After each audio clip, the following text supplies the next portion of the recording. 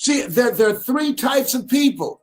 They're winners, they're losers, and they're winners who've not discovered how to win.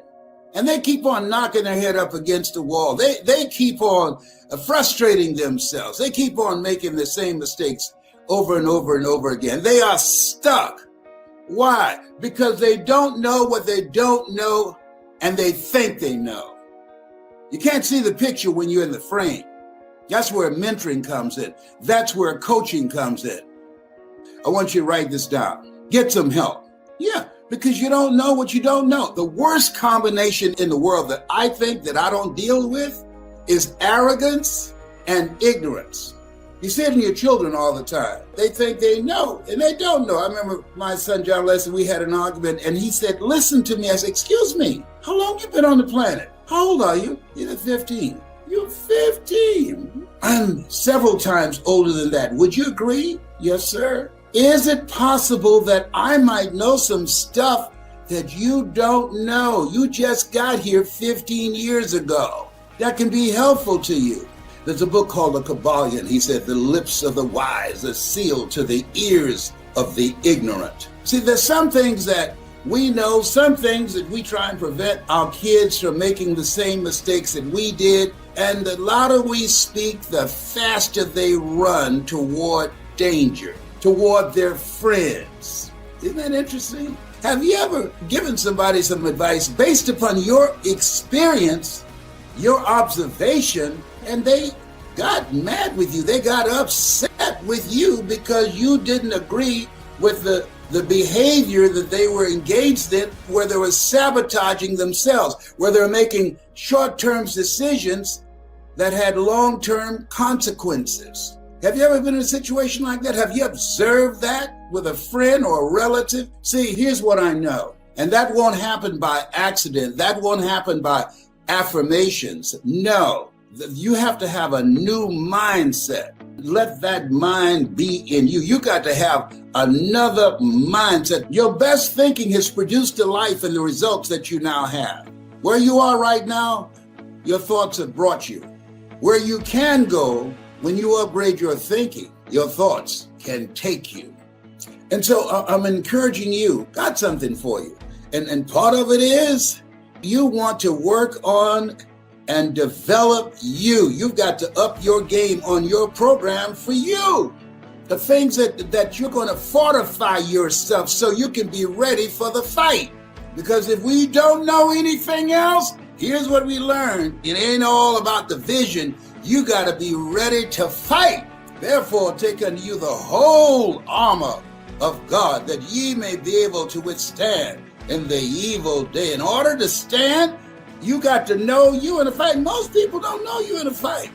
You know, in school, you know, one of the first things they need to teach us in school, that life is a fight for territory, for peace of mind, for health, for your relationships, for your family, for the kind of life that you want to live. Reading, writing, and arithmetic, oh, that's nice. And that can't take you where you want to go. You can survive on that, but you can't live on that. You have to have an expanded vision of yourself. You've got to get ready to deal. Life, it's fascinating. Life is a fight for territory. And once you stop fighting for what you want, what you don't want will automatically take over. It's a fight for territory. Life is about transformation. Life, it's about disruptions. Life, it's about miracles. You are here to grow. You must die daily to who you are so you can give birth to who you are to become.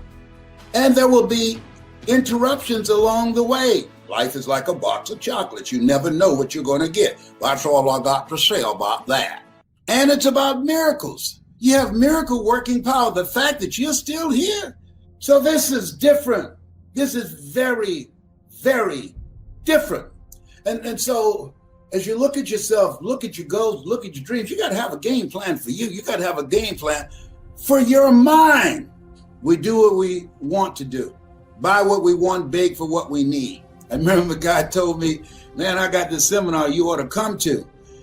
His name was Ed Foreman.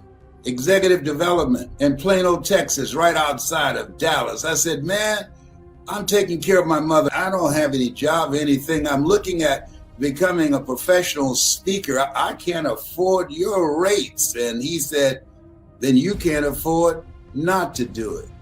How are you going to teach somebody to do something that you haven't done? I don't understand that. How are you going to tell people how to operate out of their comfort zone and you are not willing to reach beyond your comfort zone to make this happen? How are you going to teach people how to be a no matter what person and you're coming up with saying, I don't have it? You don't have it? Get it. I got it. If you're hungry, if you're serious, if you mean to win, if your life has been interrupted, if you want to have a transformative impact on the results that you're producing in your life, if you want to rob the cemetery of your gifts, of your genius, of your leadership, of your talent, you got to get a running start. When you want to transform your life, when you're dealing with some interruptions that you did not see coming, you got to tap into your miracle working power. That's your superpower. You have miracle working power. That's why the book of life says, eye has not seen, ear has not heard, nor has entered the heart of mankind what God has in store for you. When you are serious about taking your life to the next level to get it done, are you serious? Are you ready to get some stuff done that you didn't get done this year? And here's one of the main things I want you to do. Follow the protocol.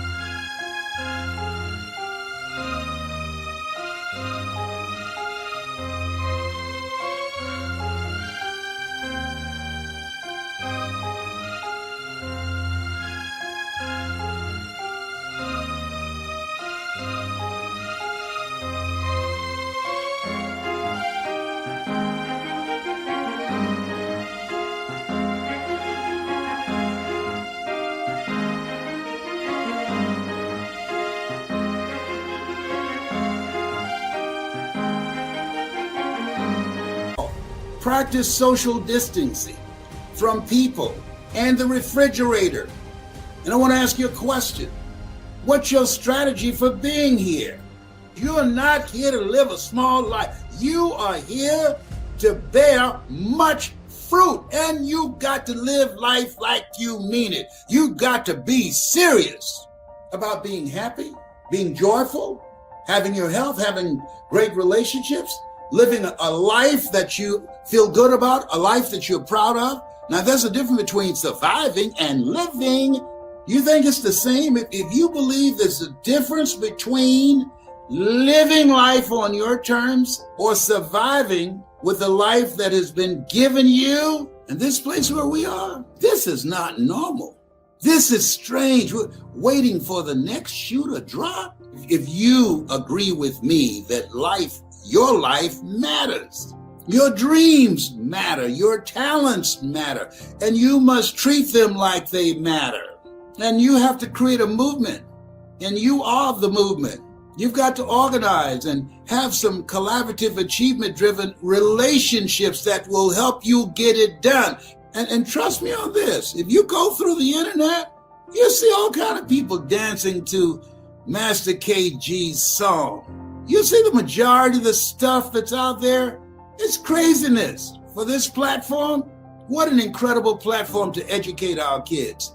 Our kids are being left behind. Did you know that? Because of what's going on, they're being left behind. Should we settle for that and look at the news and say, oh, isn't that awful? No, we got to step up and say, no, we're going to deal with this. There will be an intervention from us. We ain't talking about no Russian intervention. There will be an intervention from us. You think I'm going to leave my kids, my grandchildren, in the hands of the public school to educate them? No, I'm going to complement. I'm going to intervene to make sure that they have a winning shot, that they have an ability to...